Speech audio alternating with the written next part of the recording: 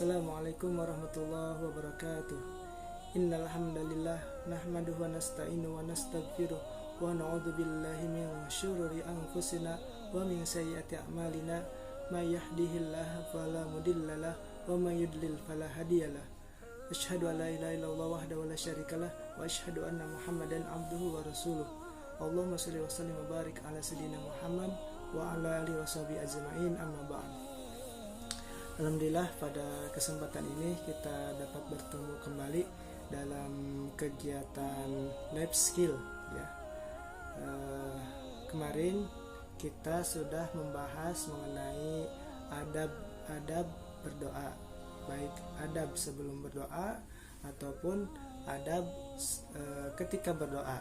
Jadi bagaimana kita mempersiapkan diri untuk berdoa, kemudian memantaskan diri ketika berdoa. Nah, untuk pertemuan kita kali ini kita akan belajar bersama, yaitu mengenai waktu mustajab untuk berdoa. Karena apa?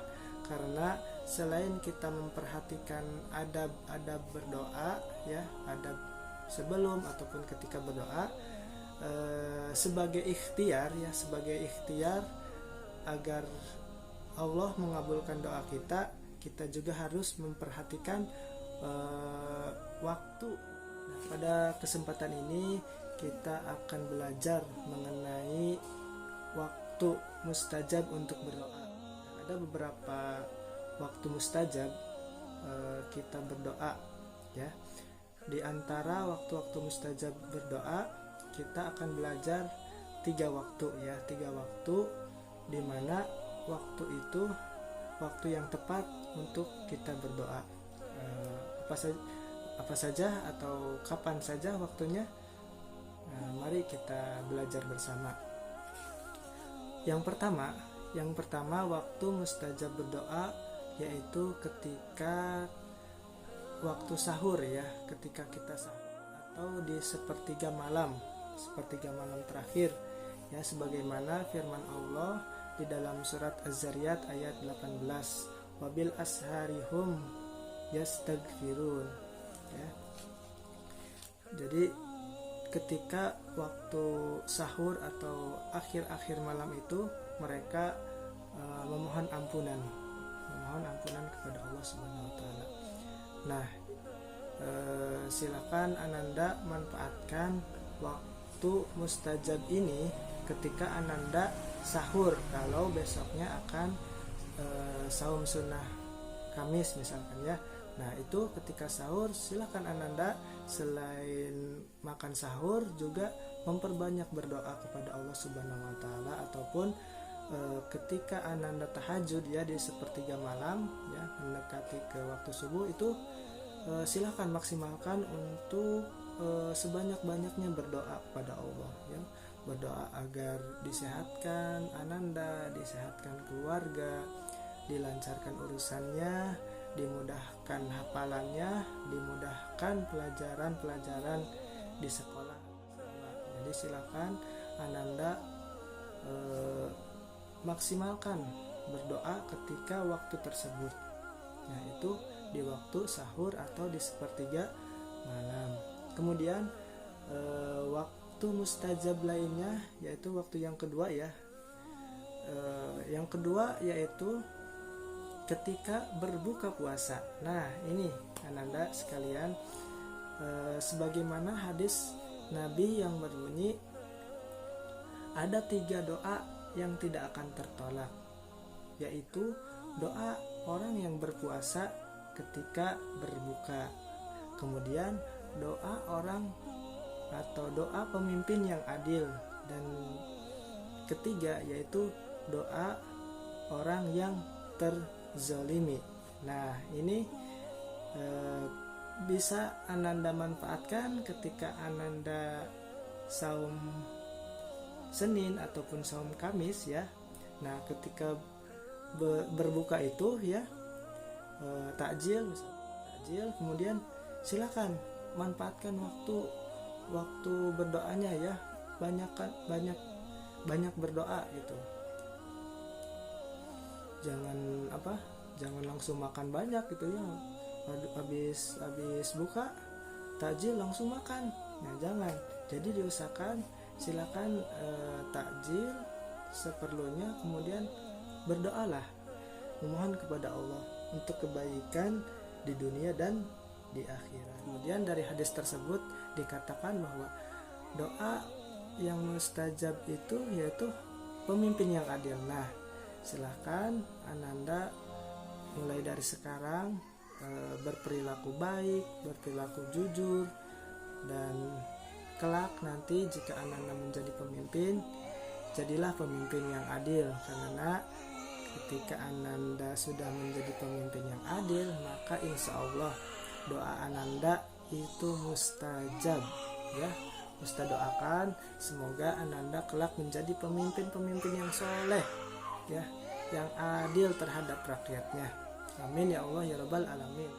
Kemudian disebutkan tadi bahwa doa yang tidak akan tertolak yaitu doa orang yang terzalimi. Nah, hati-hati Ananda, kita hidup ya, bermasyarakat, bersosialisasi, jangan sampai menyakiti orang lain dan na'udzubillah sampai menzolimi orang lain. Karena ketika orang lain dizolimi itu cenderung doanya doa yang keburukan ya, cenderung doa keburukan bagi kita. Nah, itu hati-hati. Walaupun kita diajarkan oleh Nabi bahwa mendoakan orang itu kebaikan semua ya, kebaikan semua. Tapi ketika orang yang tidak mengetahui ini ya, tidak mengetahui ini, dia merasa terzalimi, maka doanya doa yang buruk gitu. Nauzubillah, nanti dikabul oleh Allah Subhanahu wa taala ya. Nah, usahakan bergaul dengan orang lain itu sebisa mungkin jangan menyakiti orang lain ya. Tetapi harus sebisa mungkin membahagiakan orang lain. Karena apa? Karena ketika kita mampu atau dapat membahagiakan orang lain, maka kita pun otomatis nanti akan dibahagiakan oleh Allah Subhanahu wa taala. Nah, itu yang harus diperhatikan ya. Kemudian waktu mustajab yang ketiga yaitu pada saat malam Lailatul Qadar. Nah, kapan malam Lailatul Qadar itu? Ya, benar. Malam Lailatul Qadar itu ketika di bulan Ramadan. Jadi malam-malam di bulan Ramadan. Lailatul Qadri khairum min alfi syahr. Jadi malam Lailatul Qadar itu lebih baik dari 1000 bulan ya. Bayangkan 1000 bulan berapa tahun ya? Itu hanya satu malam. Jadi usahakan ketika kita masuk bulan Ramadan itu perbanyak berdoa, terutama di malam hari. Nah, kapan Lailatul Qadar itu, Ustaz? Nah, Lailatul Qadar itu terjadinya satu kali, satu malam. Tepatnya kapan? Tidak ada yang tahu ya, hanya Allah yang tahu. Tugas kita terus mengejar Lailatul Qadar itu. Nah, namun ada beberapa pendapat ulama Lailatul Qadar itu ada yang berpendapat di awal Ramadan, ada juga yang berpendapat di tanggal-tanggal ganjil ya, ada juga yang berpendapat di akhir malam-malam akhir Ramadan ganjil seperti 21, 23, 25, 27. Nah, seperti itu, tinggal dipilih tanggal berapa. Nah, tapi